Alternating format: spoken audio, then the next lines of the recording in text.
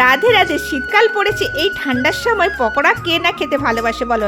বাজারের বলো, ঘরের বলো, সবাই পকোড়া খেতে ভালোবাসে। আর আমার ঘরে যা আছে তাই দিয়ে পকোড়া বানাচ্ছি। একটু হিংচা ছিল, একটু বাঁধাকপি ছিল, একটু আলু, সব রকম অল্প অল্প দিয়ে, তার সঙ্গে বেসন, তার সঙ্গে কাঁচা লঙ্কা একটু কুচি, একটু বেকিং পাউডার, একটু হলুদ গুঁড়ো, লঙ্কা গুঁড়ো, জিরে গুঁড়ো সব পরিমাণ মতন দিয়ে, তার সাথে অল্প করে জল দিয়ে ভালো করে ঠেসে ঠেসে মেখে সুন্দর করে একদম বেশ সুন্দর করে তেল দিয়ে, তেলটা কড়ায় বেশ ভালো করে গরম করে সুন্দর করে এইভাবে বড়া শেপে ভেজে গরম ভাতের সঙ্গে খেতে কি যে মজা লাগে। আমার মা এইরকম করে ভেজে আমাদেরকে খাওয়াতো, তো আমাদের মজাটাই আলাদা।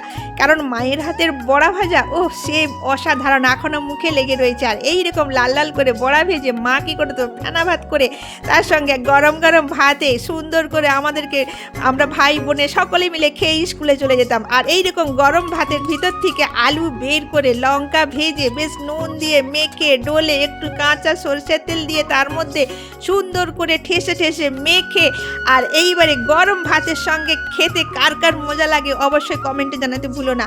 হ্যাঁ, আর এইরকম গরম গরম মেখে তার সঙ্গে গরম গরম ভাত, একটু আলু ভাতে, আর একটু নিয়েছি বড়া, আর তার মাঝখানে এইরকম গরম গরম খেতে কার ভালো লাগে। ও কি সেই স্বাদ! একদম আমরা খেয়ে নিলাম সবাই মিলে, পুরো ফ্যামিলি। রাধে রাধে।